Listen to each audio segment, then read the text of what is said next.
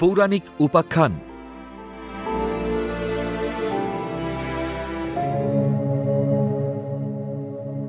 কৌরব ও পাণ্ডবদের বিবাদের কারণ কি?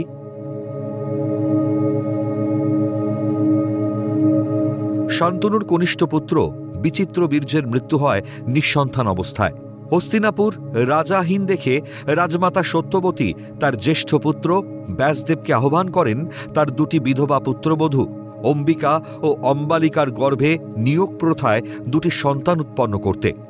ব্যাসদেবের মন্ত্র বলে অম্বিকার গর্ভসঞ্চার হলে তিনি একটি অন্ধ সন্তানের জন্ম দেন।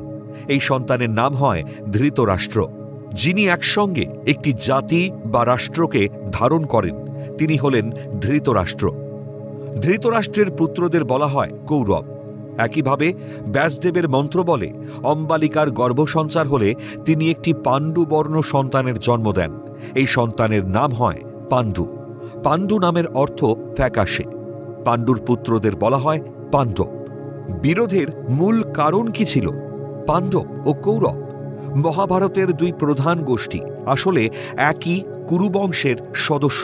যেখানে পাণ্ডবরা ছিলেন পাণ্ডুর পুত্র যুধিষ্ঠির, ভীম, অর্জুন, নকুল, সহদেব, এবং কৌরবরা ছিলেন ধৃতরাষ্ট্রের পুত্র দুর্যোধন, দুঃশাসন প্রমুখ 100 ভাই। তারা হস্তিনাপুরের সিংহাসনের উত্তরাধিকার নিয়ে প্রতিদ্বন্দ্বিতা করত, কারণ রাজা পাণ্ডু বিয়ের পর মৃগয়ায় গিয়ে কিংদম্মনি অভিশাপের শিকার হন। ঋষির অভিশাপে বিচলিত হয়ে প্রায়শ্চিত্ত করার জন্য তিনি তার রাজ্য ধৃতরাষ্ট্রের হাতে দিয়ে নির্বাসনে যান।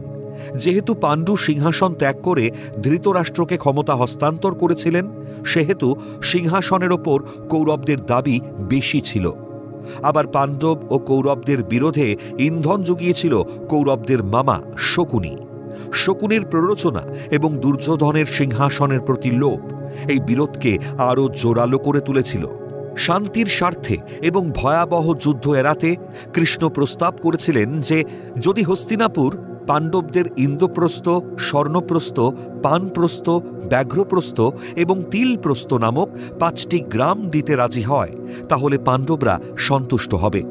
কিন্তু কৌরবরা তাতে রাজি হয়নি, কারণ দুর্যোধন ছোটবেলা থেকেই পাণ্ডবদের প্রতি ঈর্ষান্বিত ও বিদ্বেষপূর্ণ ছিলেন। তিনি পাণ্ডবদেরকে হস্তিনাপুরের সিংহাসনের বৈধ উত্তরাধিকারী হিসেবে মেনে নিতে অস্বীকার করেন এবং বলেছিলেন যে বিনা যুদ্ধে নাহি দিব সুচাগ্র মেদিনী। আর এখান থেকেই কুরুক্ষেত্রের যুদ্ধের সূচনা।